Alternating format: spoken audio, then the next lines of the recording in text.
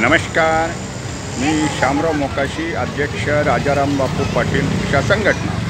आणि आता महाराष्ट्रातील जनतेनं हा व्हिडिओ ऐकायचा आहे आणि प्रत्येकानं हा व्हिडिओ पूर्ण ऐका आणि शेअर करा, की जेणेकरून आता महाराष्ट्रात वाहन स्क्रॅपिंग ॲक्ट हा कायदा आलेला आहे आणि आता त्याची अंमलबजावणी ही चालू होईल। तर आपलं वाहन कधी भंगारमध्ये जाणार आहे, कधी ते स्क्रॅप होणार आहे आणि मग आपण जर हा कायदाच आहे तर जुनी गाडी घेताना की आपल्या त्या वाहनाचं आयुष्यमान किती आहे हे प्रत्येकानं लक्षात ठेवा। जर एखादं कॅन्सल होणारं वाहन तुम्ही जुनं घेतलंसा, खरेदी केलंसा आणि मग तुम्ही ते जर तुमचं वाहन वर्षा 2 वर्षानं स्क्रॅपिंग ॲक्टमध्ये जाणार असेल तर तुमचे पैसे मात्र हे फुकट जाणार आहेत। आता सर्वसाधारणपणे 15 वर्षाचं आयुष्य हे सार्वजनिक वाहतूक व्यवस्थेतील वाहनांना मिळालेलं आहे। म्हणजे त्याच्यात रिक्षा आली, टॅक्सी आली, स्कूल बस आली आणि ही प्रवासी वाहतूक करणारी लक्झरी वगैरे ही सगळी ट्रान्सफरमधली ही सर्व वाहनं आली, हे मात्र कुणीही विसरू नका। आणि मग ते स्क्रॅपिंग ॲक्टमध्ये 20 टन प्रेस मशीननं ती वाहनं स्क्रॅप केली जाणार आहेत। तर आपल्या वाहनाचं आयुष्य किती आहे आणि शिवाय जेवढी खाजगी वाहनं आहेत, म्हणजे प्रायव्हेट वाहनं त्यांना आपण म्हणूया, तर ही वाहनं 20 वर्ष पूर्ण झाली, म्हणजे मूळ नोंदणी दिनांकापासून 20 वर्ष ज्या दिवशी पूर्ण होतील त्या झाली की तुम्हाला ते ऑनलाईननं रेकॉर्ड तुमचं गुल झालेलं दिसेल, स्क्रॅप झालेलं दिसेल। हे मात्र कुणीही विसरू नका। तुम्ही म्हणणार आता मग की आमची गाडी आम्ही चालवणार, कोण हवालदार बघतात? आता हा ऑनलाईन फंक्शन आहे। आता मोटरसायकल 20 वर्षाच्या जेवढ्या आहेत तेवढ्या सगळ्या भंगार होणार आहेत। म्हणजे प्रत्येक RTOमधून 70, 80, 90 हजार लाखापर्यंतची वाहनं ही रजिस्ट्रेशन ऑनलाईनद्वारे कॅन्सल होणार आहेत। शिवाय जर तुमची मोटरसायकल असेल आणि तिला जर 15 वर्षे पूर्ण झाले असतील तर तुम्ही त्याचं रजिस्ट्रेशन करू शकता आणि आत्ता ते मॅन्युअल पद्धतीनं तुम्हाला 5 वर्षाचं मिळतं, म्हणजे कुठल्याही वाहनाचं आता। परंतु आता रिक्षा, टॅक्सी ही जी वाहनं आहेत ती सर्व ह्यांना मात्र 15 वर्षाच्या नंतर कुठलंही मिळणार नाही। आता सगळी म्हणतात की मुंबईतल्या, ठाण्यातल्या रिक्षा ह्या 16 वर्षाच्या झाल्या की भंगार करतात, असा कुठलाही कायदा नाही। राज्य परिवहन प्राधिकरण आणि MMRTA ही रिजनल अथॉरिटी आहे, यांचा 2014चा ठराव होता आणि ह्या गाड्या तोडण्यासाठी इच्छुक असणारी मंडळी यांनी ह्या गाड्या तोडतात। अगदी न्यायालयानं सुद्धा मान्य केलेलं आहे, हा कायदाच नाही, ठराव असतो।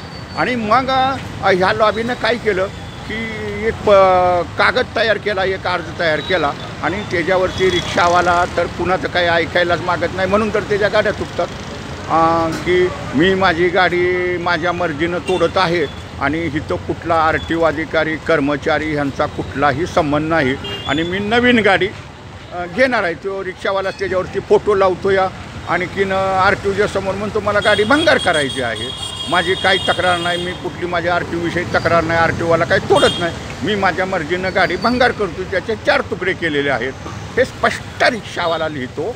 आणि मग RTOला काय आहे, हातात पैसे कानाना तो मग गाडी विकणारा बी देतोय नवीन गाडी घेऊन 3-3.5 लाख लोन करून।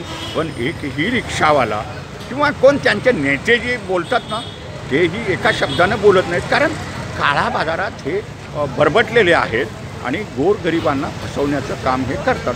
परंतु स्क्रॅपिंग ॲक्ट कायद्यामुळं असं कुठलंही वय कुठल्याही वाहनाला वाढवून मिळणार नाही, पण त्याच्यासाठी टप्प्याटप्प्यानं ह्या गाड्या तोडाव्या लागतील की 20 वर्षाच्या पुढचे, आता समजा 30 वर्षाच्या सुद्धा गाड्या आहेत, म्हणजे शासनाला एक समिती नेमून टप्पे ठरवावे लागतील।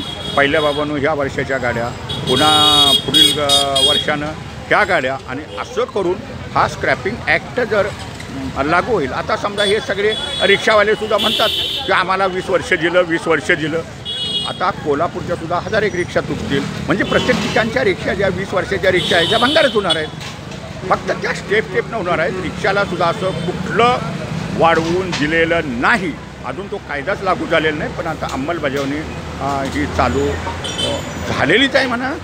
अगदी मुंबईत तर 16 वर्षाचं त्यांचं बी 1 वर्ष वय कमी होईल, पण ते कायदा होईल.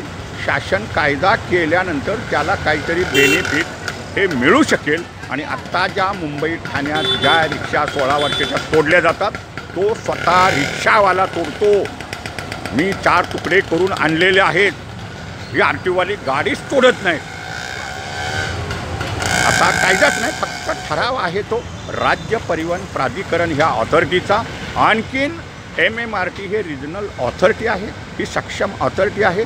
त्याने ठरावात स्पष्ट म्हणलेलं आहे, मूळ नोंदणी दिनांकापासून ज्या रिक्षांचं वय 16 वर्ष झालेली आहेत अशा वाहनांचं फिटनेस नूतनीकरण करू नये. बस हा काही निर्णय असतो, हा ठराव आहे.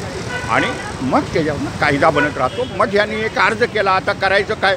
पण एकसुद्धा ह्यांची जी लॉबी असते ही कुठलीही कोर्टाकडे गेली नाही, न्यायालयात गेली नाही, किंवा का सरकारशी काय भांडले नाही. कारण ह्यांनी ह्या ठरावाचा एवढा मोठा, ह्या नेते लोकांनी सुद्धा मंत्र्यांचा फोटो लावतात. घोडबंदरला मोठी पार्टी घेतली, आणखीन अशा रिक्षावाल्यांच्या रिक्षा तोडायची. आपण असं बनवायचं, बनवलं आणि रिक्षावाला तोडतोय रिक्षा कन्नानं हातानं. आता कायदा तो झालेला आहे. शासनानं नोटिफिकेशन काढलेलं आहे, केंद्र सरकारचं आहे. म्हणजे कायदा हा देशासाठी आहे आणि महाराष्ट्रात त्याची अंमलबजावणी योग्य दृष्टीनं करणं हे गरजेचं आहे. त्यासाठी लोकांना मग न्याय मिळेल, काहीतरी बेनिफिट मिळेल. तर प्रत्येकानं आता जुनी वाहनं खरेदी करताना 100 वेळ विचार करा. तुम्हाला कोण बी 14-15 वर्षाचं वाहन म्हणेल घे 50,000, कशाला घ्यायचं आहे मग तुम्ही. ती गाडीच तुटणार आहे 15 वर्षानं 16 वर्षानं. आणि मग त्याच्यात कोण वाढवून देणार आहे. किंवा रिटेस्ट करायचं म्हटलं तर डबल टिबल फी आकारलेली आहे. समजा मोटरसायकल जरी एखादी तुम्हाला 15 वर्षाची कोण देत असेल, 14 वर्षाची देत असेल 5,000ला, त्याला रिटेस्टला 5-7,000 8,000 खर्च येणार आणि ती गाडी पुन्हा 5 वर्ष चालणार. कशाला कोण घेणार आहे. तर जुनं वाहन खरेदी करताना सुद्धा प्रत्येकानं, महाराष्ट्रातील जनतेनं विचार करा, 100 वेळ विचार करा. हा कायदा झालेला आहे आणि आता ही प्रणावली चालू होईल. पण हा कायदा आता कोणीही रोखू शकणार नाही. जो कायदा झालेला आहे त्याची अंमलबजावणी महाराष्ट्र राज्यात योग्य दृष्टीनं झाली तर त्याला सर्वसामान्य लोकांना, वाहन मालकांना न्याय मिळेल, हेही तितकंच खरं आहे. मी महाराष्ट्राच्या जनतेला एवढंच आव्हान करणार आहे या व्हिडिओच्या माध्यमातून. मूचवाले मोकाशी यूट्यूबचे हे व्हिडिओ पहा तुम्ही आणि पूर्ण व्हिडिओ पहा. तुम्हाला वाटत असेल हे काय बी येते, काय नाही, कायदा हाच आहे आणि मी संघर्ष करत असतो. रिक्षाची परमिटसुद्धा आता लवकरच बंद होणार आहेत, कारण इथंसुद्धा परमिट राहत हे मोठं आहे. त्या रिक्षावाल्यांनी जपलेलं आहे. टुळकीच्या टुळकी हे आहे तिथं काळा बाजार करणारी, तीही आता हे होतील. आता RTOनं सुद्धा भरपूर गाड्या मिळालेल्या आहेत. प्रत्येक RTOला 4-5 तपासणी पथकासाठी गाड्या मिळालेल्या. आता त्यांना ड्रायव्हरची कमतरता होती, तर ST महामंडळाचे सगळे ड्रायव्हर त्यांना आता मिळू लागलेले आहेत, रुजू व्हायला लागलेत. आणि त्या गाड्यात मी कॅमेरेही बसवलेले आहेत. तुमच्या कॅमेऱ्यात ह्या गाड्यांचा डिव्हाइसद्वारे फाईन मारला जाईल.